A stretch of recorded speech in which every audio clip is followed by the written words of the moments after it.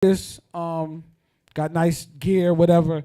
He put up his fucking money first. He said, whatever I can do with Fleet, he said, tell me the amount of money and I got you. I got the money in like 5 minutes. You got to talk about it, got to be about it. So he's a great example of an independent artist. I met him actually at another panel that I was on. And we've been, like I said, we've been cool ever since. He kept in contact with me. He's even came out to Raleigh, did an interview, just wanted to link with the DJ. So I'm going to forever fuck with him. I want Grease, come on up here and talk to him and just give him a hand for real, man. This is Grease right here, man. Just say a little something, tell him who you are and where you from real quick.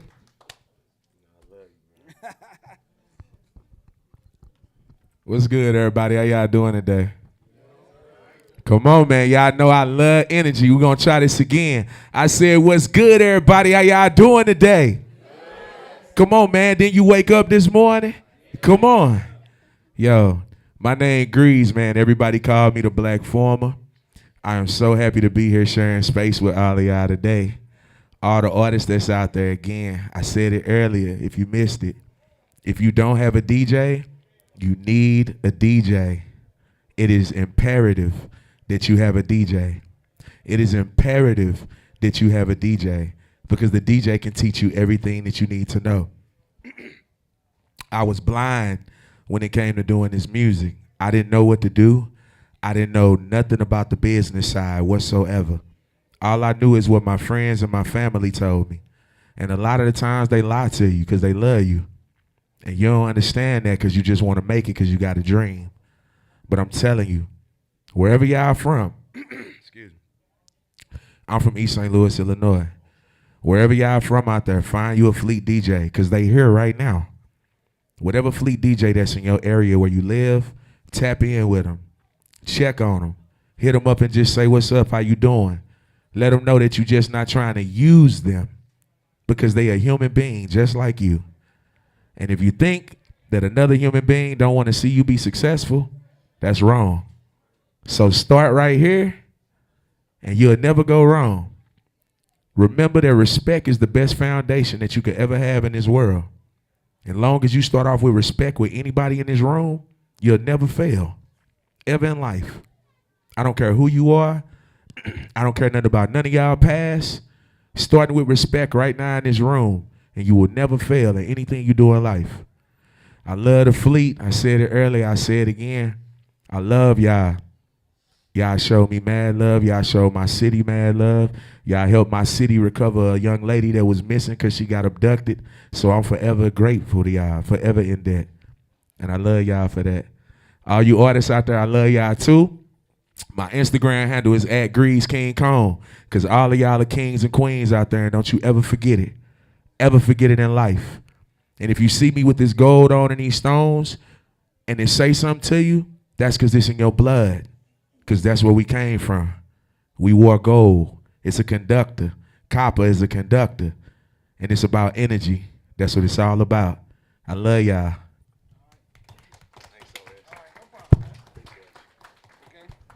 All right, once again, I'm going to start with the panelists real quick. She's a citizen, a real citizen. And just introduce yourself real quick. Good afternoon, everybody. I'm Kelly Kincaid. I'm the supervisor and producer for Sway in the Morning. And I'm also music director for Taste Radio that's on the Dash Radio app. Glad to be here. How y'all doing today? My name is TJ Chapman, CEO of TJ's DJs, manager for B.O.B., manager for Trap Beckham. Happy to be here. Appreciate it. KF the Ball, CEO of Rock Room Management, former president of Bungalow Universal Music Group. Oh, that was quick. You do mad other stuff, but you being humble right now. Let's go good. My name is Nathaniel the Great. I'm an R&B singer, songwriter from Brooklyn, New York. Now I live in Atlanta. I also have a degree in computer information systems, so I run a marketing firm and an IT company. I've worked with some of the greats, DJ Khaled, French Montana, Remy Ma, Fat Joe, LL Cool J, just a long list. And I'm always growing, always connecting. I stay at events like this just to stay tapped in and keep my ear to the streets, and I'm always open to connect and communicate. Good afternoon, everyone. My name is Tuesday. I represent Fleet. I represent Tuesday's Entertainment. I mean, I'm the network queen of New York City. I'm tapped in with a lot. I help artists build, even A-list that you might know in bad contracts. I connected them with some big people to help them behind the scenes. So I am a person of interest that you want to know, and I want to thank everybody for being here today. Hey, what's going on? My name is DY, or you can call me DY Nasty. I own Hot 97.9 FM in Raleigh, Durham. I own a record label that's majorly distributed called Hazardous. I produce for a lot of people in the industry. I'm just all around hustler. You know what I'm saying? Okay, so this is our panel. Everybody give me a hand real quick. Previous panels, we talked about trying to get your record to DJs, trying to get your record on FM. I think we're past that right now. I think we're at the point where we need to get to solutions, okay? A lot of people have a lot of questions about different things in the music industry that things have changed even from 10 years ago, okay? So I'm a person of solutions. That's why I have these people up on here. And they have a lot of solutions for you guys, to get to your next step. I seen you like last year. Hopefully you progress. Now it's time to get to your next progression, okay? So what I'm gonna do is, first of all, we had a pandemic that went on. And that kind of changed everything, not even just the music business, just life in general. But it gave a lot of time for a lot of people to do a lot of different things, to kind of recap and kind of figure out how to go to the next level. And a lot of people got a lot of innovative ideas on how to do things moving forward. Like I said, we're not talking about that old school stuff back in the day. We're talking about 2022 moving forward. You know what I'm saying? A lot of you people, some people are older, some people are younger, but the information is key. My question to the panelists is, what over the pandemic did you guys learn about, because you had time to kind of figure things out, because everything kind of slowed down. I work with DY over on Hot 979, and everything kind of shut down, but we didn't. We came up with different ideas to stay in touch with our listeners.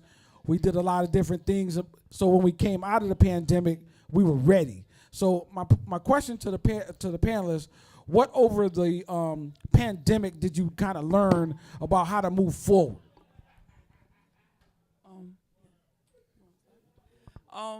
One good tool that I know I utilized was everybody's familiar with Clubhouse, right? So that tool, I know only a little bit of people had access to it, but when I mean everyone was on this platform from industry, so it kept entertainment alive. Like just being able to be on that platform, communicate with people you've never seen, but you're able to talk to in different areas of the business or other businesses. It helped us to stay together through the pandemic to where you built relationships and then you met these people after the pandemic. So like for me, I'll see somebody that was on Clubhouse and they know, hey, Tuesday, I never met them, but they I know them because of their voice, but I've never met them, and they'll remember that relationship that we built. So I think social media was a big help during the pandemic and after, because I was able to create major events after. And I also made sure I had a contact list. Like those people I know I wasn't gonna have access to after that, that little phase that we went through. So that helped me, Clubhouse. I agree. I was definitely a part of the Clubhouse community. I would say the pandemic, it allowed us to realize that at any moment the world could change. All the traction that you had physically doing shows and running around, when the pandemic hit, that shit ended. You had to make sure you had a real digital footprint at that time. And then on the financial side, you had to make sure you was able to utilize the internet as a way to pay your rent, pay. A lot of people worked virtually, but some people's jobs didn't allow that option. So I think for the pandemic, it was a hard time. We lost a lot of people. But at the same time, you learned what type of hustler you was if you survived through the pandemic. And if you made it through that chapter, when the physical came back, you was one step ahead of a lot of people that couldn't maneuver that space. So I think it was a gift and a curse. I honestly think the pandemic did the best thing ever for me and my future. It gave me a time to think. It gave me a time to put things together. So it also should have had the time artists that have home studios be able to master your craft. It should have made you understand and look at the way the music industry was developing and watching TikTok. You should have had a green screen in your closet or in your bedroom and making TikTok videos. It should have made you understand how to put yourself on a platform bigger than what you did before because the world was moving so fast. I made more money than I ever made in the pandemic time because I was able to think. I was able to slow down and just build my brand. And that's another thing it taught you to do is build your brand because everybody was broke. Everybody that you depended on, everybody that you fucked with, that you thought was with you, they couldn't help you no more. It came to a point where you had to help yourself, and help yourself had to put yourself forward, and you had to start learning how to build your own brand. I just wanted to just add, during the pandemic, it just made you realize it don't stop. And for me as a producer and booking, any artist that comes to me now and say they don't know how to get to me, you're a slacker, because you had to be creative to find how to get to people because we were inside. And for us, being at SiriusXM, we were only down 1 week.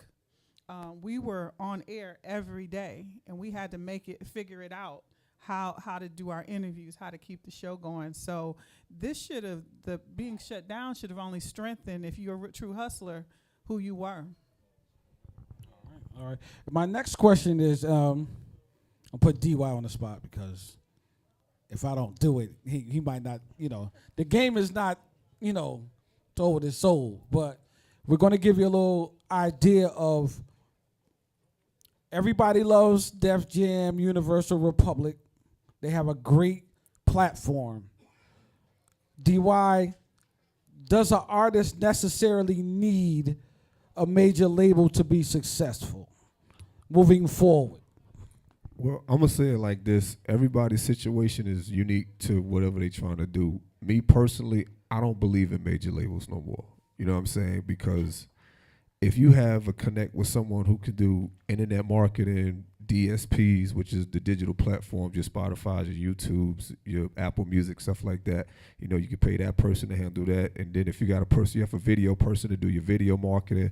And then, if you got your team together, do a good street team. Because I just feel with major labels, it all depends on how big you're trying to go with it. Like, you might lock down your whole state and your music is doing good and you're comfortable with that. You know what I'm saying? Let's say you put out a record or EP on Apple Music at $7.99 and you sold 50,000 copies. You do the math. So do you want a major label to come in and take part of that? And you eating good. If you could put out a couple EPs every quarter and you making that kind of money and you getting booked, do you really want a major label coming in eating off that? You know what I'm saying? It's how big you want to take it. If a label come in and gonna offer you a nice bag, yeah, it makes sense. But if you getting that kind of, if your streams is doing well, you getting YouTube money, you just gotta weigh the options of me signing this.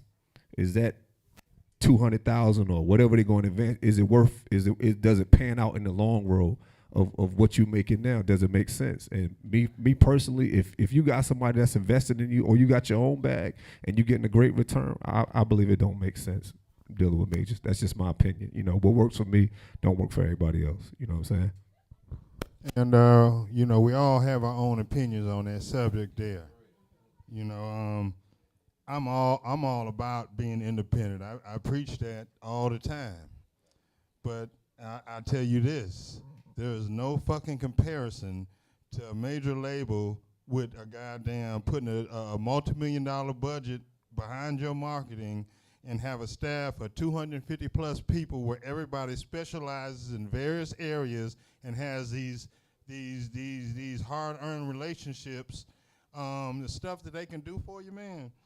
And like he said, it's all about what your goals are. You might be happy with that 50,000, or you might want 10 million and you might want to make Forbes list. You know, or you might be happy with having a hot record in your city or your state, or you might want number ones all over the world. But I tell you this, being independent, you can make more money off the dollar, yes.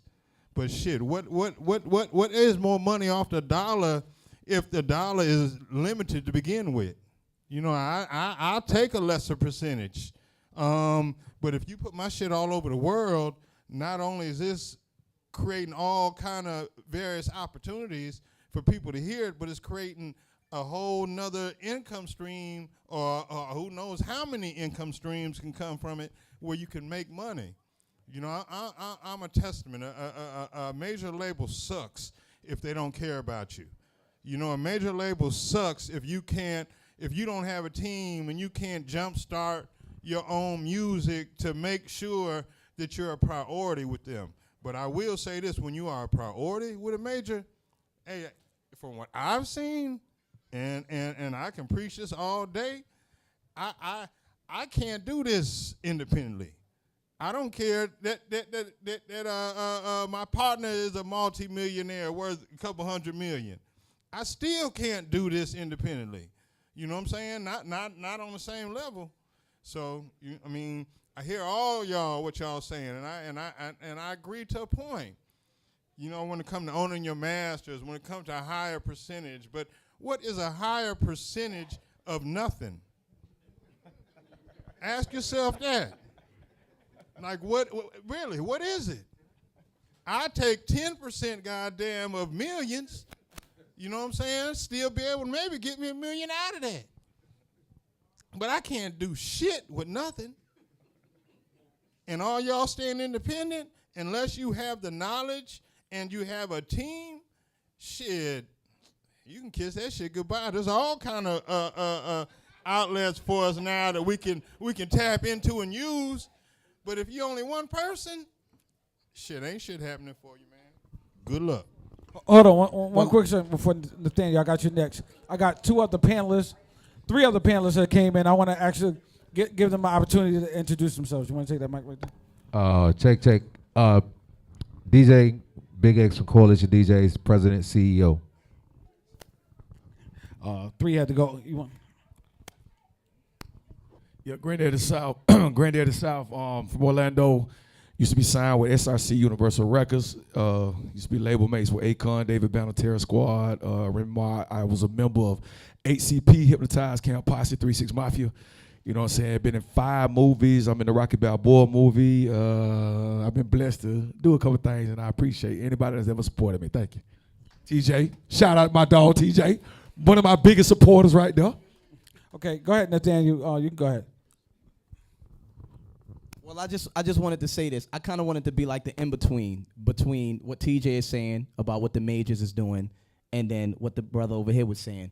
So one of the mistakes that a lot of artists make is on the way up, we're looking for that major deal. We're trying to get signed to a major label on the way up and hoping that they can just sign us and take us to the promised land. One of the things that is very true about what he's saying is if you could find the contractors and the middlemen and the radio promoters and the guys that a lot of these labels are paying anyway to get your shit going, that's the best start. And at a certain point, you build this leverage to where a major may want to step in, and then you can kind of partner with them and they can respect what you created and what you built and kind of take it and run with it from there. Because at the end of the day, they do have a machine. It's very hard to independently work radio. It's very hard to independently work billboards. They do licensing, all kind of shit. Now, there are middlemen that handle it too. But once again, like TJ said, labels got staff. They got people who's waking up in the morning to work on your project. However, if you come to them with less, you're going to get a shittier end of the stick. If you've developed and built a certain amount of leverage, when they do step to you, then you can kind of negotiate to still have some level of independence while still being able to utilize their machine. So it really is, once again, about your goals. If you're trying to go all the way to the top and be number one and be able to impact radio on Billboard and all that crazy shit with the $1 million budgets, you will need the machine. But if you want that machine to step to you respectfully, you got to be able to come in with enough leverage and traction built already. So. And also, again, with the independent route, you do have to maintain in mind budgets. You have to be the person that's actually investing in your project, in your marketing. So yeah, it's cool for some, to want to do the independent route, but they got to also know it's expensive. I'm not going to sit here and tell you that it's not expensive, because sometimes that marketing radio person is going to charge you $5,000, even though we should not be doing payola. Anybody that don't know what that is? We don't do that. We don't do that. Right, we don't do payola. So, but again, you have to know what is the strategic plan and who are the real people, who are the real professionals that are able to get your steps to the next level as an indie artist. Because I don't want you to be out there just spending your money, but you definitely have to invest in yourself, and it's a lot of money to be an independent artist. Yeah. And now if you take the major label deal, just know it's a loan. And guess what? With interest. There's a lot of people in contract right now. Summer Walker, do y'all know what kind of contract she's in? I love her music, but look at the contract she's in. She has to oversell shows just to make a living because the percentage in that deal wasn't good. So just, don't be mindful. A lot of people like that bag. Yeah, I want that $100,000. But then when you get it, you spend it. You don't even invest in it. They're giving you that money to go market, to go promote yourself, to go to your own studios, to get your own videographers. But people don't know that. Even when you get a budget from a label, you can utilize your own team. Big X, you got something? Go ahead. Big X, go ahead. Real quick, I just wanted to ask, because I know there's a lot of independents in the room. How many of y'all really understand what being an indie label means? Like, for real. Like, I think everybody hear that word all the time. I'm an independent artist. I'm an independent label. What that means in a nutshell, for real, that means you're going to do everything independently that a major label would do. So you have to be able to spend the same amount of money independently that a major label spend. That's what TJ and everybody is up here talking about. So if you can't match what that major label is spending, there's no way you can even fathom what you're gonna get on the other side if you don't do a deal with a major label. A major label is a major contributor to your success if you got the right tools. Like my man was saying, you gotta put yourself in a position for a major label to take you serious. They don't mind giving you, a lot of times, and I'm gonna say this, and I say this publicly, a lot of times a label will stop you if they got an artist that you're competing against. Yeah. Know that. Yeah. So they don't mind giving you 60, 100,000, 200,000. Because they'd rather stop your movement so that artist that they put $1 million into could go. So just know just know a lot of times, man, when you saying you're an independent artist, it don't mean give me a break. Mess with me, bro. Work me a deal. I'm looking for you because you say you're an independent label. You could do everything that you say that a major label could do. That's just my view of it, because I think a lot of times everybody gets the misconception of what an independent artist is. And an independent artist isn't that you got to be broke. You got to stay focused to the grind of what it is that makes it. Every independent artist that I've dealt with had an investor behind them, from Future to the Migos to everybody that you've seen come out of Atlanta has had some form of investor behind him. If you don't have that, you playing with this shit. Real talk. Because you can't go and get services from me, TJ, Fleet, all the other all the DJ coalitions. You got to have not a bag, but you got to have somebody behind you, because outside of paying the DJs, you got to go to radio. You got to go pay for promotion. You got to pay for this. It's a lot of different entities that has to be paid for, that when you're with a major label, what TJ is saying, it's already taken care of. They got people that specialized in those individual departments. If you want promotions, boom. You want to get on Spotify, boom. They got people that can work those situations where, as an independent artist, you're doing all of that by yourself. And most of y'all got people that surround you that's hanging out with you right now today that should be a team member and have a job, because it's some people that's on your team that want to know how to do Spotify. They want to learn how to do YouTube, and it's nothing but looking at the internet, picking up, get the information is right there for everybody. All you gotta do is reach out to them people the same way you send somebody your email or you send somebody your DM on Instagram. That same person that you're looking for, I promise you, is on Instagram. He's on spot. It's a way that you could contact that person, but you gotta know that who you looking for or what department that you're looking for. If you're trying to get your record on Spotify, look for the person that do the playlists, that really do the playlists is on Spotify. That information's out there if you want to find out who's doing it, but you got to put the time into it. Real quick, before I move forward, just make sure your phones is on kind of mute. I hear like music being played. We got time for that. We'll definitely got time for that. It's a music conference, so just put that down because just trying to give these panelists. I want to make sure everybody hears what they're saying. Before I segue, I just want to say something real quick. When we do these panels, we make sure we get people that you can actually fuck with. I'm not gonna get T.I. up here just to bring the whole city out, and you will never see this nigga again. I'm not trying to do that. I'm not trying to make that happen. I want to make sure you have actual people. Don't get fucked up when you go to these places. We gonna have this motherfucker over here. You're not gonna meet him, and he's not fucking with you no more. These people are real motherfuckers that know their shit. Get their information. Make sure you get all their contact information. Leading to that, I'm going to go into questions because it's about you guys. I'm not going to sit up here and take all the glory. I'm going to go to questions.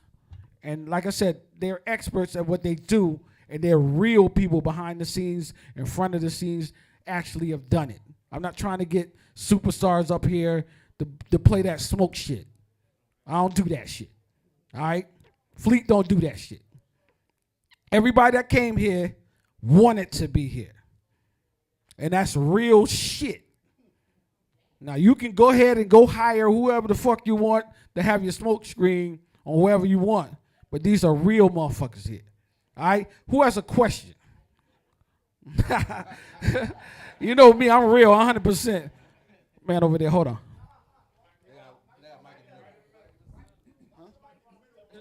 Go to the microphone right there in the middle. Thank you. Memphis is on point, boy. I swear to God. Got a mic in the front like Ricky Lake. Ready to go.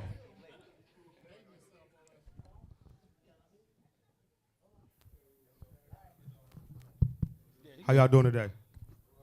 So my question is this: me and a couple of my friends, we have this conversation all the time. What would y'all say the best lane is, the best way to attack if you were trying to become a writer?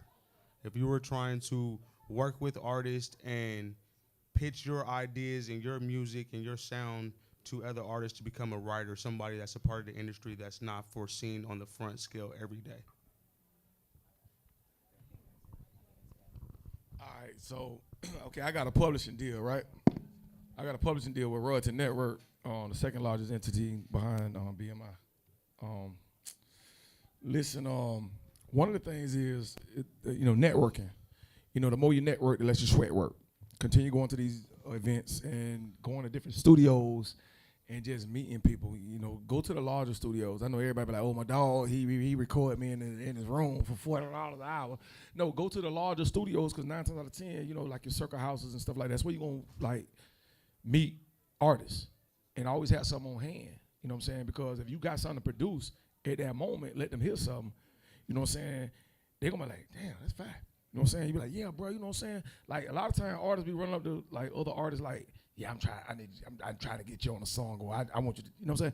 Go and say, man, I'm selling, I got this record, bro. I'm trying to, like, because I'm going to be real with you. Like, I used to be very prideful, and nobody couldn't, like, give me no fucking records because I came out of an era where we wrote our own records.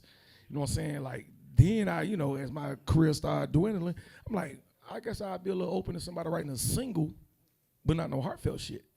So a lot of times, if you just put yourself in the arena, you know what I'm saying, you know, you're giving yourself a better chance to, like, present your music to that artist. Sometimes you can just give it to an engineer. You can find a fire-ass engineer. That engineer works like my dog Ray C. You know, TJ, you know Ray C. You know, like an artist, I mean, like a major engineer like Ray C. Ray C, mix for everybody from Cash Money to Rick Ross and goddamn Plies, everybody. Like, sometimes you can basically network. The more you network, the less you sweat work. You know what I'm saying? So you just got to put yourself in a position around individuals. I might say just go book a session some goddamn where one of these big studios and just start, if you writing, go record the record and build that relationship with that engineer and that person that's working with all these other artists. That's a good damn way.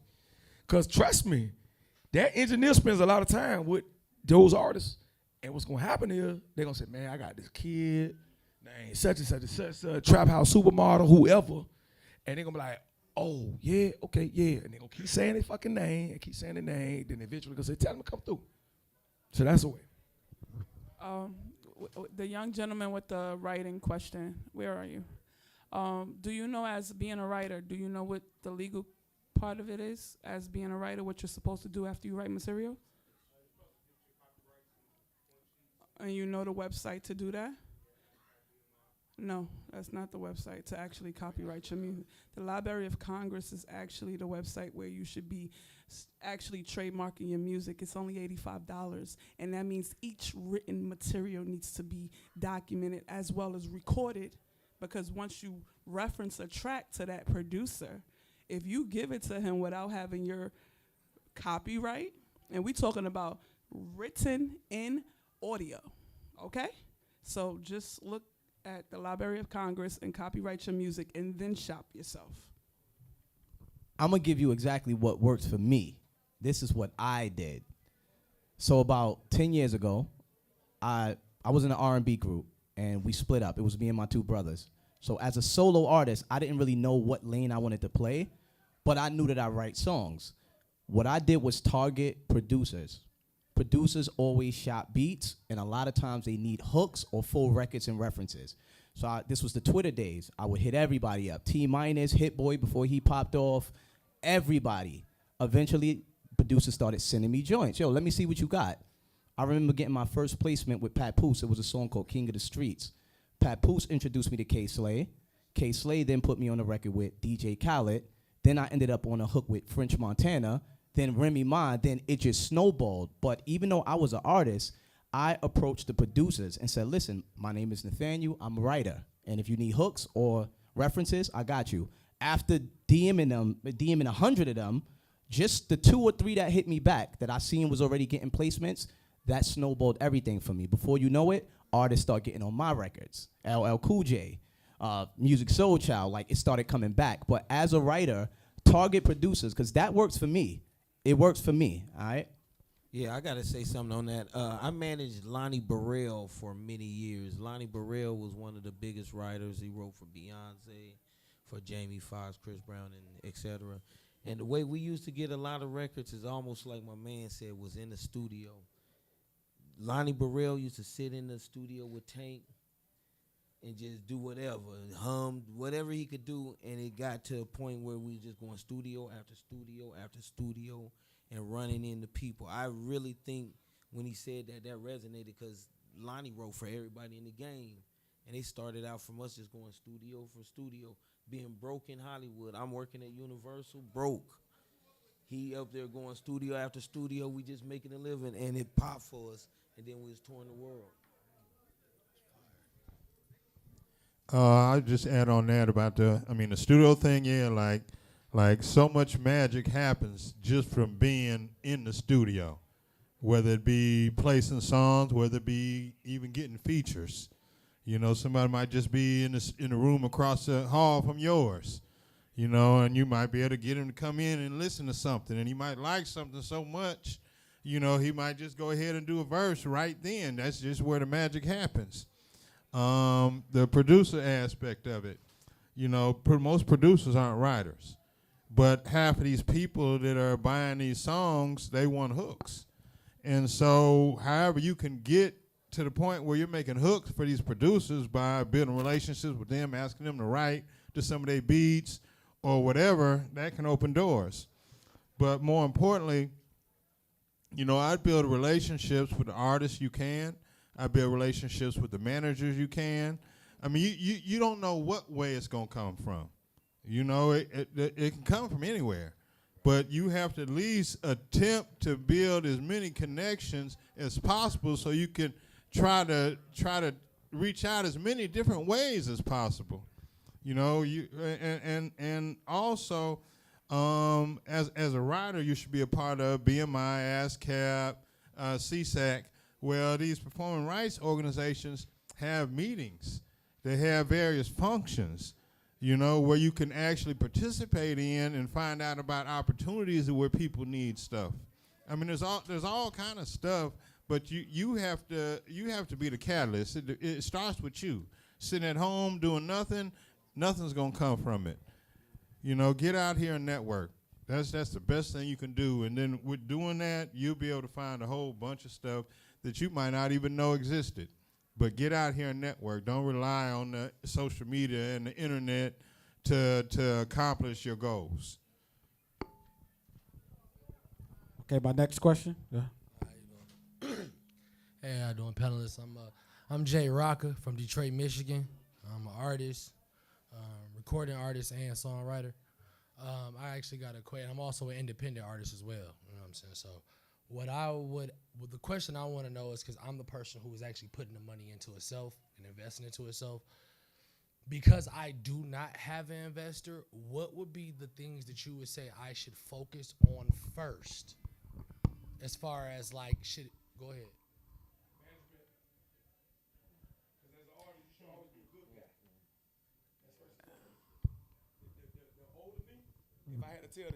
If I had to tell the younger me something, is I always felt like that was my downfall, because I own my label. I was independent. I owned my label, and I was arguing with people about when I didn't get my spins. You telling me you playing my shit, I don't see my BDS, and I felt like that was one of the things along the way was a detriment to my career, because, artists, we passionate about our shit. You know how that go. You know what I'm saying? But I'm also spending my money, and I came out the streets, so I'm spending like penitentiary money. I'm like, I'm throwing rocks at the pen. So I should have had a manager. I didn't get a manager until probably like 3-4 years into my career. By that time, I was looking like the mad rapper, because, I'm arguing with motherfucker TJ. I used to be in the Baker pool meetings, arguing that motherfucker, yeah. You know what I'm saying? So real talk, bro, that's good that you're doing what you're doing. But I'm going to tell you, as an artist, management. That's the first thing I'm going to say. What up, though? I'm from Flint. What's up? What's the deal? I wanted to tell you, I think I've also managed artists as well, but as an artist, I was going to say, I'm a student. I'm always going to be a student. And everyone out there, no matter what level you are, artist, manager, DJ, you need to be a student. You need to research all the time and dream big. If you want to be on Sway in the Morning, know my show. Know that as an artist, we have a new artist segment called Get in the Game. One of the things that I don't like when people just say, I want to get on the show. They don't send me a bio. They don't send me a single. I know nothing about you. So now we got to do extra talk. So I'm going to put you on the back burner. You should be prepared. So you ask me, how do I get on the show? Here's my bio. Here's my single. I've been doing this. Here's my social media. Then I'm going to look at it quicker, because now I don't have to go, can you send me this, this, and this? And dream big. Who's a manager that you like that's managing an artist? If you're doing the work, because as an A&R, I'm always going to be an A&R. I'm going to go to somebody in Detroit and go, who's the hottest artist out here? People need to know your name in the streets where you are. Or go where you gonna be loved. So it might be East St. Louis where you're loved. It might be Raleigh where you're loved. But I think that while you're looking for a manager, you need to still do your work and put that footwork out there, because artists, y'all are thankless with managers. Y'all want the managers to do all the work. You know what I mean? Yes. And so with a manager, I think you need to be in a partnership with the manager so you can have relationships like, I was so impressed that you and B.O.B. have the relationship 16 years and going, that it's a partnership with you guys. You don't, like, a lot of artists look at managers like they're God, and then if they don't do what you want them to do, fuck you, I'm going to the next artist. Still do your work. You can't, like, give everything to the manager to do stuff. You need to read. You need to be putting in the work, too. But there's so many things, because I would ask you in Detroit, the radio stations there, have you sent your music? Are you talking to Bushman? Are you to the other people? Like, do the DJs in the city know you? Yes, I'm Jay Rocker. I'm actually like popping in my city right now. I'm gonna look and see if that's true. You can. Like, you look it up. J Rock. J Rocker. J-ROCA. Google it. It's say it one more time. J-ROCA, J Rocker. ROCA. Have you reached out to us? I actually have been on your segment on the show. I have been on that portion of Sway in the Morning. I'm gonna have to go back and look at it now. Yeah, I got it on my. I actually have it on my Instagram. Did you get in the game? You got in the game? Yeah, I got in the game. I went crazy. And you from Detroit? Yes, from Detroit, Michigan. Okay, that's right. Well, listen, it Y'all must had me. My old manager sent in everything, the bio, everything. You guys picked me. You called me at 7:30 in the morning from a random number. Now, while I'm sitting here, I'm gonna go. And so, how have you followed up with us? I mean, honestly, I did. It was kind of random. Okay. So I didn't. At the time, I'm leaving one situation, going into another. That shouldn't matter. At the time, so I didn't really know how to. At the time, this is at the time. I didn't know how to pursue that particular portion of what was going on. But I told Sway, like, you gonna see me again, and I'm gonna be the biggest. I'm gonna go back and look and see. But just following up, if you haven't followed up, like Sway, and I tell people, Sway in the Morning is just one show. It's just one show. People put everything, if I don't get on Sway, but if you're doing a lot of stuff on, there's so many other shows on the SiriusXM platform, I'm going to go back and look and see, who is this person? So you standing up here, now I'm going to look at all your stuff and see, do you have a single? How can we help you? Because that's what our show is about. That's why I come out to these things, because it's all about that as far as the DJs. You know, I've put a lot of Fleet DJs on the mix. Yes, you did. You know what I mean?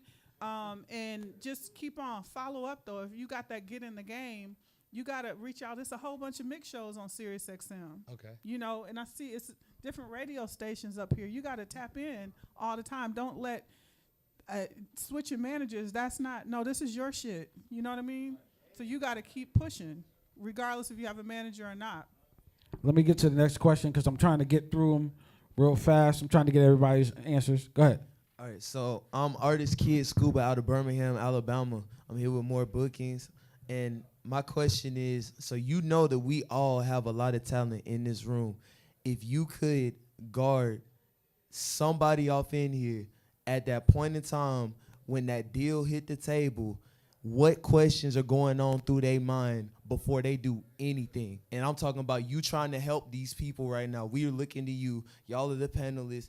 If you got to be discreet with it, you know what I'm saying, because you don't want to put no names out there, whatever, but, like, what are the main, like, some main questions? Because I think we all have an idea, but I want that to be verbalized by y'all because we are looking to y'all, you know what I'm saying, at this, out of respect, out of love. What are y'all's questions going through your mind when that deal hit the table? Like, right now, we about to make it type shit. What am I thinking right now, like, as far as? First of all, do you have a lawyer? That's what I'm saying. Nobody. But that's definitely before you sign any deal or contract. No, but the thing is, some people don't know this. So that's you what do I'm need like. to I want consult. it to be verbalized because it wasn't really said. Like, we should know, but I want it to be verbalized because it's that important. Like, well, definitely getting legal counsel, even if you are an independent artist, everyone should be able to get an entertainment lawyer. It's very important. There are some that have low waivers, fee waivers, and some that are high. So it is important because label contracts are more than 50 pages, and sometimes you might not understand some of the readings. So I would definitely suggest you get legal counsel.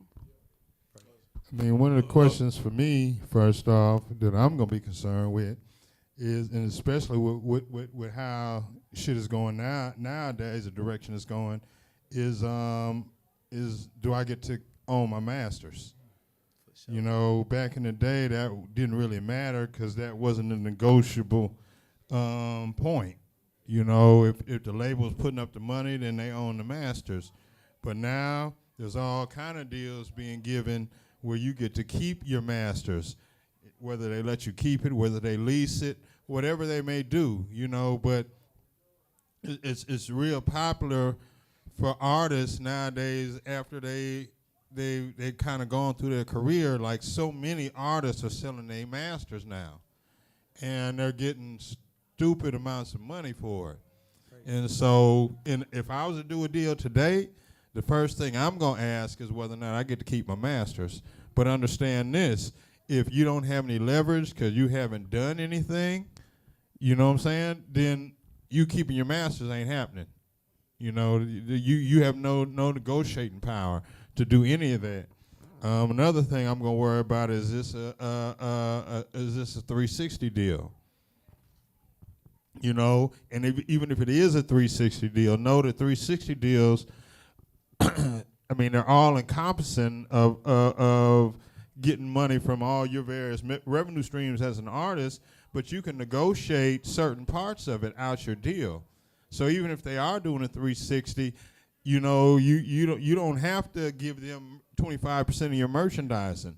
You can give them first right of refusal, or you can give them matching rights. So if you bring another merchandising deal to the table, they have to match that. And this is what people don't talk about. This is what create bosses. Like what you're saying right now, it's like it's the step beyond. Everybody says, okay, get a lawyer, cool. But it's like, I'm talking about like, okay, we got that, but like, just to like give people tools, like that's why we're here. We're here to learn. Like this is my first time here. I'm trying to like soak up everything. So like I just want to guard at least everybody in this room to say y'all can go back on film and be like, it ain't like we ain't tell you. So everybody don't really have no excuse to get messed up here. Hey, So like TJ. I respect y'all. I appreciate it. TJ, what you think about graduating royalties? That's something that people don't even talk about. That's See, what my I'm lawyer, saying. Like, my this is lawyer, the I stuff mean, I but feel there's, my there's, lawyer- there's all kind of things like You got like ancillary like rights. you see a contract, and you know the standard in the contract is going to be they pay you 3/4 of the statutory rate. You know, most people don't even discuss that part of it, but you can negotiate that part. You can get 100% of that statutory rate. But most people think it's just standard to go 3/4. I mean, there's so many things like. shout out to my lawyer, Phaedra Pauls. Yeah, and also, you know, I'm gonna give my lawyer a shout out. Phaedra been my lawyer 20 years. but there's just so many things you can do. You're never given what you're owed. You're given what you negotiate. And if you don't attempt to negotiate these things, then you'll never get them. And there's so many different aspects to these contracts and recording agreements and these deals. You know, it starts with a good attorney, yes, that even has the leverage or the respect that can go in and ask for some of this stuff. And I want to add to what TJ said. How many of y'all read how many of y'all have, like what Kelly was talking about doing your research, right? How many of y'all have read the book, The Business of Music? All I need to know about the music business. Right. That's what she's talking about as far as doing your research. It's different things out there that you could be researching to find this information that you're looking for. And also, when you get a contract, don't be scared to read that contract. It's English. It's not Japanese. It's not Chinese. It's English. Some of the these and those and was and all that, you're not going to understand that. But the basic shit that's in the contract is very self-explanatory. All you have to do is just read it. But I do urge everybody that's in this room, if you haven't had a chance to get those two books, All I Need to Know About the Music Business and The Business of Music, that should be your starting point as far as learning the business. And Confessions of a Record produced by Kashif. Confessions of a Record produced by Kashif. You know what I'm saying? Donna Passman's book, like you said. You know what I'm saying? Yeah, I read all that. And it's funny that you said that. I was listening to actually Sway in the morning. I forgot who the artist was, and they told me about a book called The Hitman. I forgot. And I got it off the show, and that's another great book. I actually bought it, and a great book to really, really, like I said, the information is out there. And some of you guys, you know, you are younger people, man. Like, your ability to get access is crazy right now. So, like you even said, young man, there's really no reason for certain things if you really want to find out. So I got my next question. Hey, I got a book I'm reading right now called How to Be a Savvy Musician. I don't know if y'all ever heard that, but definitely a following. I forgot the name, but that's the title. You know what I'm saying? How to Be a Savvy Musician. Very good, very good. I'm gonna take this off because I'm tall. So I wrote my question down. My name is Reese Montana. I'm an artist from Jacksonville, Florida. I'm an independent artist. I have an LLC. Like my LLC is, you know what I'm saying? I got a real LLC. It's called Get Rich and Stay Positive. It's short for GRASP. So I copyright my own music. I put together my own events. I create my own rollout plans for all my singles, projects, whatever I do. I budget everything myself. I just got my first radio placement a few months ago on 93.3 for free. I didn't pay anything. That was all for a genuine relationship. So I got a lot of good relationships with DJs, promoters, producers, engineers, videographers. I really kind of already got my team. I already got the image, hometown support, fan base. People fuck with me in the city. Excuse me. My question yeah, go is, ahead. Yeah. My question is, with all of that being said, is on top of that, I have a business proposal on paper made already. So my question is, how do I find an investor to help me get the partnership that you guys are talking about by the major label? Can I go ahead? I'm gonna let so you I go. can Then I step go to them and I get go the after you. deal that I'm looking for real. You feel me? Okay, so you just sold yourself to us as being an artist that has his stuff that's in lines in a duck, and you got this business proposal. You are a business plan, right? So being at For events sure. like this, right, being in the right spots, it's all about networking.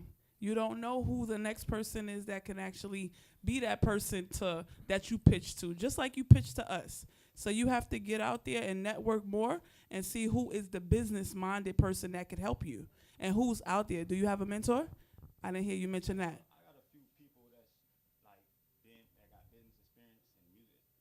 Okay, so look at them as your mentor and get that guidance, because you never know. It could be a mentor that's an investor. Go ahead. Real quick, you say you have an LLC, right? So having an LLC, you know you can establish business credit. So to me, as an independent, being an independent artist, that's the most important thing for me, in my opinion, is for if anybody that has an LLC, that's your money. If you haven't watched videos of YouTube and everybody on YouTube and all that, go and establish you some business credit, because most of the stuff that the label gonna give you, they're gonna give you a line of credit. And as you owning an LLC, you can go get you a $100,000 line of credit. You can go get you a $500,000 line of credit. You can go get you $1 million line of credit. But it all depends on if you're paying your bills on time, how you really living for real. Financially is going to establish your business credit, because sometimes you can establish that business credit based on your personal credit. You can become your own personal guarantor. So establishing the business credit is the most important thing, I think, as an independent, because that is your investment. Is being able to have that EIN number. That EIN number you can take and manipulate. I ain't gonna say manipulate, but you can use that EIN number to get what you want. You know what I'm saying? But do your research on if you everybody in here that own an LLC, get with somebody, go watch the videos and start to establish your business credit. I went from having a 400 credit score to like now I'm a platinum American Express holder. You know what I'm saying? So, and I'm going up. I'm not going down, because once you start to establish that business credit as a business, I promise you everything will start to line up that you're trying to do, and you'll have the funds to do some of the things that you're not able to do at this point right now.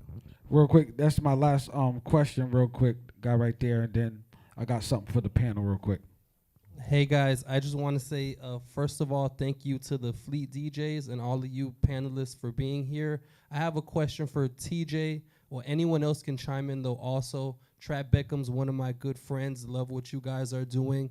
I noticed that he has I don't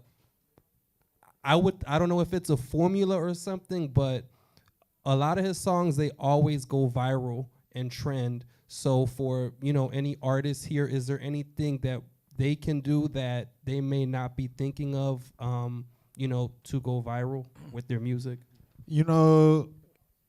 The thing about Trap is he kind of gets it. A lot of times people make records and they just get lucky, and formulate something that happens to work that time with the people. Trap understands the science to making a record, and that's the difference of it. That's all him. I can't take no claim for him and his ideas and his concepts.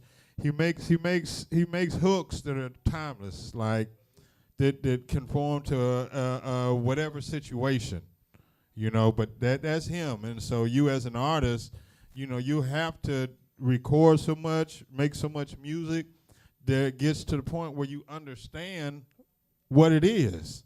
Because most of y'all that I see, it's just luck. It ain't having an understanding of what makes a hit record or what makes a solid record. How do you make that? A formula so that you can damn repeat it every time. At least try to repeat it every time. I just think it takes practice, man. I think it just takes a lot of practice. And to add to TJ, you got to know your audience too. You got to know who you're making the record to. I think Trap, just from knowing Trap, he understands his audience. He knows he's got a big female artist. He knows he got a lot of people that's on Instagram, that's on TikTok. So he feeds his audience. You know what I'm saying? So a lot of y'all don't even feature. I go to some of y'all artists right now in this room. You're gonna hand me your single, but when I go to your page, you ain't even got it up on your fucking page. Real talk. You'll hand me your single, or you'll be telling the DJ to play your record, but you ain't even emailed it to nobody. The email blast, I promise you, everybody say email blast shit don't work. But if I got it in my email, that means I have access to it. Whether I want to play it or not, I still got access to it. That's what every artist is in. You want to make sure the DJ got your record. What easier form or way it is to get your records to a DJ than an email blast or email. Because most of us you're not gonna see personally anyway, unless we live in your city. You see what I'm saying? Or you got access to it through somebody else. So I tell artists all the time, know your audience, and use everything, whether it be big, small, little, medium, whatever it is. Get your music out there. That's the point. Real quick, just to piggyback off that, and I got something for the panel. Also, something as simple as sending your music to a record pool. I'm going to tell you something. It's been times where I've been in a club or something like that, and like I said, I work for DY, and it be like the heat of the moment. He was like, I need to play this record right here, man. You know, this shit hot. And I might not even think about it, and I pull it up and I got it because I just downloaded it off a fucking record pool because it's there. Because I know a record pool is a solid source. I know the MP3 track is going to be, the digital part is going to be done right. And more than likely, I know who a lot of artists are just from the record. Damn, I just seen this artist here. I seen this artist over here. Record pools. Really simple. I mean, artists, I've been like, I don't understand why the fuck y'all don't do that shit. Y'all just like, I'm not going to send it to a fucking record pool. I want to give it to this motherfucker over here. Record pool. It's a bunch of them out there. Hand the DJs who are in a record pool. Now, and they're in multiple record pools. Radio stations are in record pools. Duh. Stop worrying about the DJ hating on you. You got to get away from that shit. Concentrate on what you can do. Get the shit to a record pool. Get the shit to the right people. And that's going to lead me up to my last segue is, like, everybody in here has a way that they're doing something different. Like I said, my brother here is from a whole different coalition. People think we supposed to be against each other. Fuck that. I'm about money. Work together. We're here to service all of you guys and work together. And there's certain things that he does with his community of DJs and things that we do. Some of us have our own record pool. Some of us have our own email blast. How many artists in here have sent the record to get an email blast in the last 30 days? Okay. See? It don't even cost that fucking much to get access to 1,000 DJs. Because they know that if we got it, he got it as a reputable source. So I want to go to the panel. I'll start with DY because it's my boss, yo. I got to, I think I get paid next week, yo. So I got to start with his ass. Like, tell them a little bit about what we do in our city for independent artists. Well, we got a show on Sundays called The Culture. We do a independent countdown. Plus, whatever artist comes in number one, we bring them on the station for an interview. And then, depending on how much the record reacts, I'll even add the record for the artist. You know what I'm saying? Put it in heavy rotation. Then we do a festival. We do like 4 festivals a year. It's called Hill the Hood. We do about 3,000 people. So I'll pick let's say we get 2 artists that come in number one within that same month. I'll grab them off there. I'll put them on the festival, and before I even put them on the festival, I kick it with them first. Like, look, don't just come out here just wanting to perform and be on stage. Come with some kind of merchandise. Come with some kind of promotional material. Because if you're going to be in front of 3,000 people, then don't come empty-handed. You know what I'm saying? And that's what we do. Okay. We're going to come all the way down the line. Talk about the things that you're doing with independent artists that can help these people in this panel. Well, I manage now, so my artists is here in attendance. Trap House Supermodel, and I manage Minister Dunn, Trap House Supermodel. He from Miami. Minister Dunn from Orlando. So really, I've been like making sure that I don't make mistakes with their career that I made with mine. You know what I'm saying? So they were smart enough to get management early, and so you know we moving, shaking, and grooving, and making sure that we network. I'm a firm believer of networking. You know what I'm saying? I always felt like that's one of my strengths is networking. You know, I feel like the more you network, the less you sweat work. But I do want to elaborate on something that you said earlier, right? A few minutes ago, like TJ, about the DJs, about the record pools. Honestly, like I used to like TJ catapulted my career. Like his record pool is what catapulted my career, right? But it was one DJ in his pool. He really wasn't a DJ though. He was just a hanger on. B. Remember B? B was the first one that played my record in the Moon. And then DJ Lil Boy started playing it. But B, because he was in there early, you know, before the crowd got there. So he took the record. This dude really wasn't even a real, he wasn't a DJ. He just like was hanger on, you know. And he took my record and started playing that bitch in Tallahassee. And it went. So what Dawg was saying, like real talk, man, you know, make sure you get them records, get your record to record pool. See, a lot of times people be looking at the top DJ. Oh, I need Khaled. Oh, I need this person. No, you don't. No, you don't. You just need a motherfucker to play the record. You understand me? I don't give a fuck if it's a small, excuse my language for any church people here and anything like that. But it could be a club of 500, right? A hole in the wall, a crack and crevice. Boy, I did all of the hole in the walls. It could be a DJ in a small ass town that plays your record religiously, continuously, play your fucking record, and that shit'll bleed to the next area. You understand? Because when people get back in their cars, they leave with the record. They go whatever. They're going to find that record, and they're going to leave with it. So don't get like locked in, well, we got to get DJ such and such because he on 96 point this and that, 100. This. Man, damn that. You need the record to be heard. So whoever going to get behind your record and push it, fuck with them. Because I promise you, in Tallahassee, the dude that pushed my record was B. He played it first. He did. Next thing I know, Lil Boy got behind the record, Dimp got behind the record, and it went from there. But I still credit what he used to play, what video game he used to play. You know, yeah, Madden playing as B, you was the one who put my record out there. Real talk. You know what I'm saying? So y'all, record pools, and fuck with the DJ. Fuck with who gonna fuck with you. You know how they say go where you appreciate it, not tolerate it? Fuck with them. And there's a lot of y'all in here right now that need to network. Again, if you don't remember nothing else Granddaddy South say, the more you network, the less you sweat work. Okay, so as far as with me in the New York City area, I work with artists. We talking indie artists, major artists. I'm also in the television lane. I'm casting now for a reality show. So just know that, you know, your brand is everything. So me, I'm the person that do the PR. I run around, I do the events, the concerts, the showcases, whatever it is. But you know, my biggest thing in New York City and to any artist independent is media, like that content.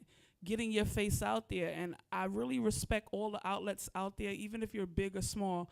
And I take it personal when someone be like, oh, that platform ain't big enough for you, that artist to be on. That's not true.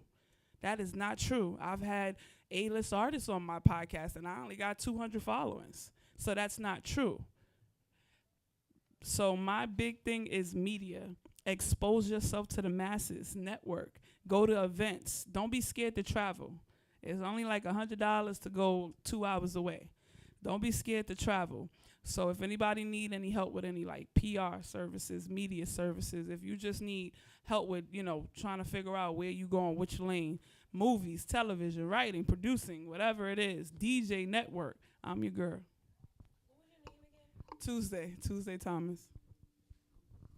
All right, first I gotta say shout to the Fleet. These are my brothers. This is my family. Like I speak artists. So let me clarify something, because y'all keep hearing the term record pool, and a lot of y'all are like, what the fuck is that?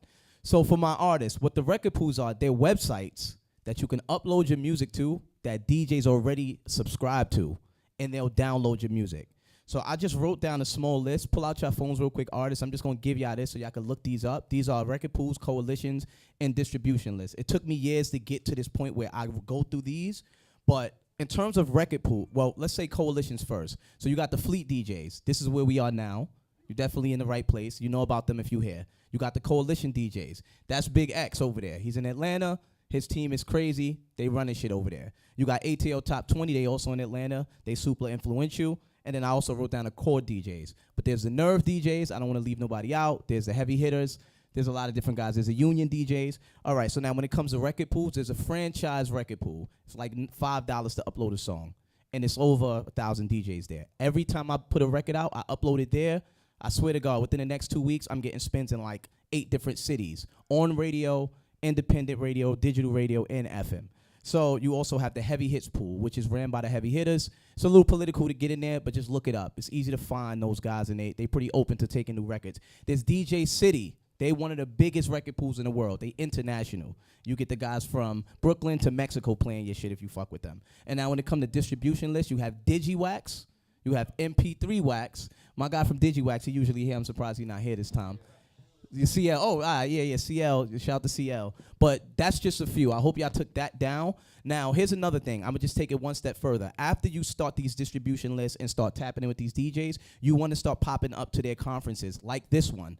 Coalition got one in Atlanta. They got something called Music Monday. You could get up there and perform. I've done Music Monday. I just did Spring Fest. I done bought the jacket from Funky. Like, I'm rocking all they shit. You got TJ's DJs. This is TJ Chapman. I don't want to leave out his movement as well. So that's another thing. And after you go to these, you tap in with these coalitions, you find out who is the higher tier guys in that coalition. And I'm not saying to overlook the smaller guys, but the higher tier guys, you want to come to them, find out what the packages are for them to really get their team behind the record. It doesn't make sense to chase 50 DJs. If you can go to the boss, find out what the numbers are, and get straight to it. That's just how I see things. And then just to wrap this up, all the resources that I've developed, me and my team has developed over the years of struggling to figure shit out, getting on media, getting on press, getting on radio. We created an Instagram page. We created a team that does everything from media, press, just like Tuesday, to verifying artists, to getting some of y'all records to some of these DJs, to getting some of y'all records to radio guys, to getting y'all records, to getting y'all promo material on billboards, TV commercials. Take this Instagram page right now. It's Zenith, ZENYTH _marketing. That's ZENYTH _ and that's everything from Spotify, from relationships that we built with some of the playlisters there, to getting your songs on charts, Apple charts. If you put out a single today, we can get you on the charts tomorrow. It's shit like that. And this is just me still being an artist, but understanding all the shit that we need. So why not bring it back and make it inclusive to everybody? No label needed, some money needed, but that's how I'm trying to contribute to the game. So, my name is Nathaniel the Great, but after the panel, I'm going to be up here, so just come bear with me. So I want to use an artist that I actually, for an example, her name's Kay Stand Up. We met Kay about a year ago. Kay didn't have no following. She barely had like 1,000 Instagram followers. We built her campaign. She started streaming about 2,000, 3,000 a day. And then we just signed her to my company, Rock Room, and Trina Rockstar. We just signed a deal with them over there. But the moral what I'm saying is it doesn't take a lot of work and numbers. Like if you guys is building, I got a street team, so that's my street team in the back with the posters. You gotta have people that'll work your record. And if y'all don't have anybody, we actually go out and take artists city after city. I go to radio stations. I hand OS my records. I pass them to all the DJs. You know, so if y'all need somebody to go out there and work your records, we actually work in the streets. We out every week in the streets. Like I ain't at the radio stations. I'm in the streets. I'm hanging posters. We at the barber shops. We at the little barbecues. We actually working and giving y'all the visibility because a lot of artists not doing that. We actually print y'all stuff out and putting it out there. We even wrap the vehicles and go city to city after y'all, for y'all. My name's KF the Boss. And since we were giving out some names and some good resources for y'all, A couple of my favorites, all the ones that he said, definitely. But then there's a couple that was left out. But I'd highly check into BPM Supreme. They're very popular. And I like to use them for all my releases. And then I also like Vertigo. They're very strong in Texas. They're based out of Dallas. They usually do a DJ event Monday after South by Southwest every year. But I'd also look into those two. And then the last thing I was just going to say, and this is going to be some advice to y'all. It's like, I see everybody rap, everybody sing, like everybody. So then it's about, okay, how do you become different to stand out amongst the crowd of all these rappers and singers? And so you do all kind of things, from coming up with crazy spellings to your name, to having green ass spiked hair, to having a crazy ass wardrobe. And I just want to tell you that it's really not that hard to be different. I go to these events all the time. I meet people all the time. The easiest way to be different is just to follow up. It's like, and please, I'm not including myself, so you ain't got to follow me at all. But I'll come to these events. I meet thousands of artists. Everybody want to give me their CD. But then after we leave here, it might be maybe less than 5 that actually call. And to be honest, and I hate saying this, but to be honest, the ones that call are the only ones I'm going to listen to. Because if your music isn't important enough for you to follow up on, then it's not important enough for me to take my time out to listen. And so once again, disclaimer, I'm not saying this because I want y'all to fucking call me. No, I don't. But I'm telling y'all how to be different, to stand out amongst everybody that is walking around in here today by doing one simple thing. Follow up on your shit. You know what I'm saying? Follow up on the people with the people you met, so you can give them something to actually remember you by. You know, remind them something about you when you met them, so that they can go back to that moment and they can actually remember you. I mean, all that's everything, but the follow-up game is everything in this business. Make sure y'all follow up.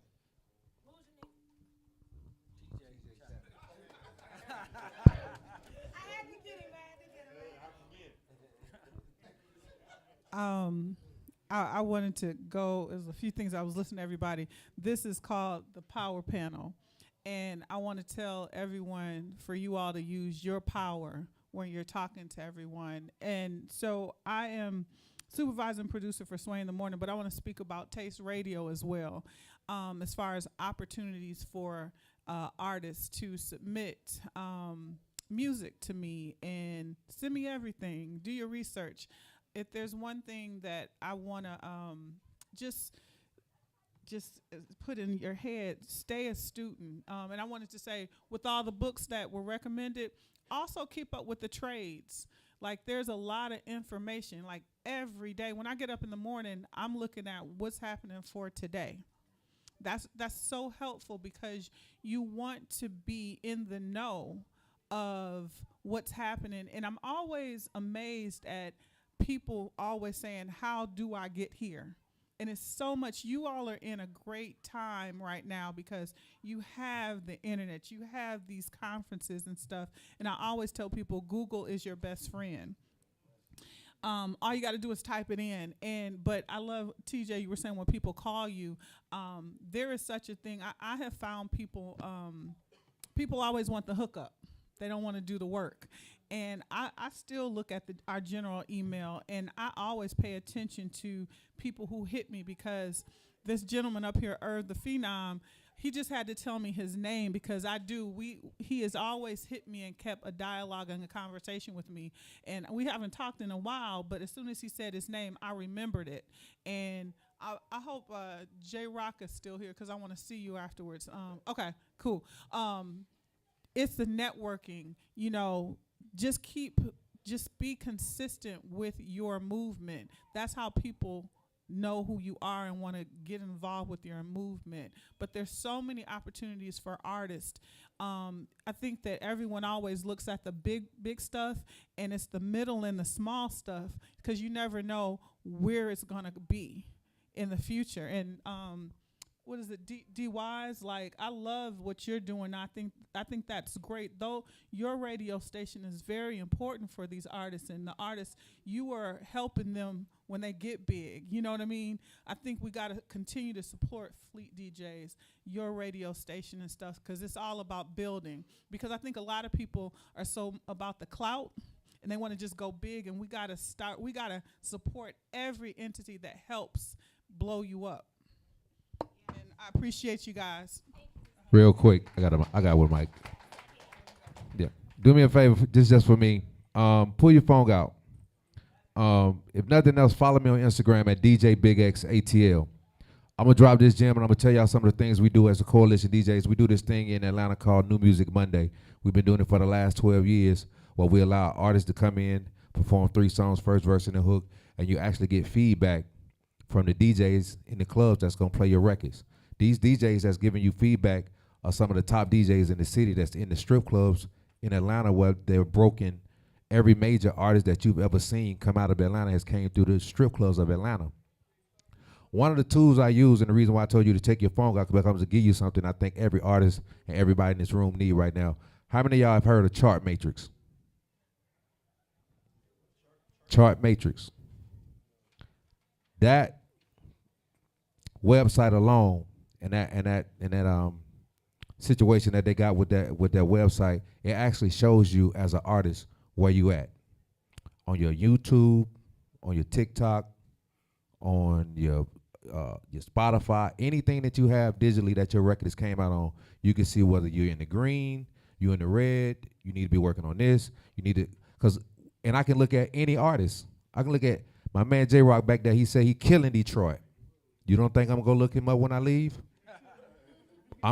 He's gonna be one of the first artists I look up, and I'm gonna see if he's got Detroit on lock.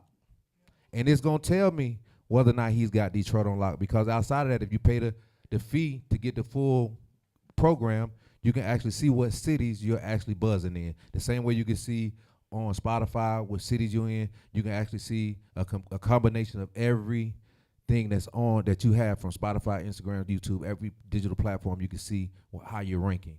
So I use that on a daily basis, because I see last year on New Music Monday, through the New Music Monday that we do, we seen over 500 artists last year that performed, that came and did their thing. The other thing I like to add is, and TJ, he's one of the, he brings, Trap Backham has came through there, a lot of artists has come through there. I always say, take that opportunity to come and perform. Everybody say, well, you don't need to do this showcase, you don't need to do that showcase.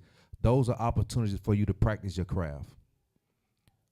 Nobody want to practice. Everybody want to get in this game, and everybody want to be number one right now. It's called, you got to put the work in. I always look at what makes me fall in love with an artist, and I do a lot of free shit. But what makes me fall in love with an artist is your work ethic. A lot of y'all don't have no work ethic. A lot of y'all want to come to me or TJ or KFs or whoever's on this panel and go, hey man, my shit is hot. Fuck with me. I'm popping in my city.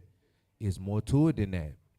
Because I promise you, it's an artist out there right now that's not at this event, that's really on the ground doing more work than you. And you got to start looking at what you're actually putting into it and what you're looking to get out of it. A lot of artists don't want to do that. Me and TJ we just had this conversation the other day. The music kind of suck right now because nobody want to do the work. Everybody want to sound like the next motherfucker. If it's hot, you're going to get the same beat. You're going to get the same shit he doing with a similar hook. I say this all the time, and I say it with respect. This shit sound like a big-ass mixtape. And what made the difference back in the day is, this conversation me and TJ had. Back in the day, you could tell an artist that was from New York. You could tell an artist that was from the West Coast. You could tell an artist that was from the Midwest and from the South. Everybody sounded the motherfucking same. Everybody looked the motherfucking same. And it's crazy because I say, damn, man, we being socially programmed at the same time. See, we're not understanding what's going on in this shit. That's why you see the drill. That's why you see all the gangster shit. That's why you see all the killings. That's why you see our community in such turmoil right now, because we being socially programmed through the internet. The only way we can take that power back is that we got to individually in our market start to be who we are. We got to stop trying to be like Chicago. We can't be Atlanta. We can't be New York. We got to, if you from Bumblefuck, South Carolina, be from South Carolina. Because your music or what you doing is going to represent South Carolina. Them the people that's going to love you. You know why people love Future? You know why they love Gucci? You know why they love Migos? They represent Atlanta.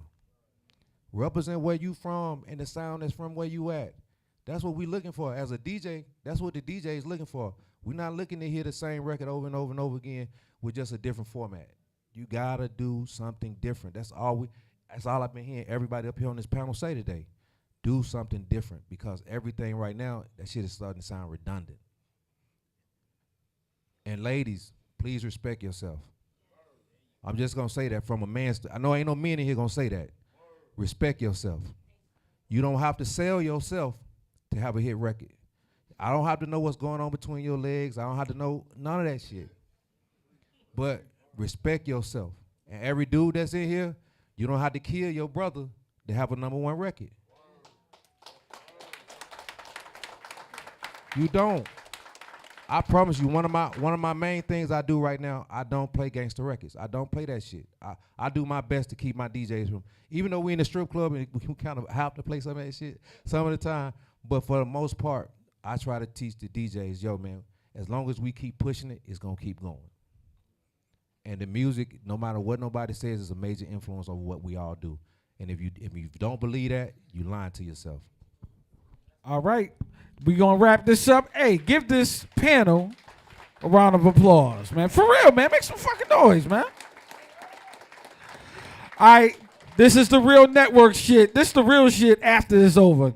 Listen, the artist performance is going on at 6 o'clock. If you're not an artist, you need to go over there and do your sound check. Get out of here. We got a lot of events going on. We got an after party at the same spot. So come on up here and meet these people.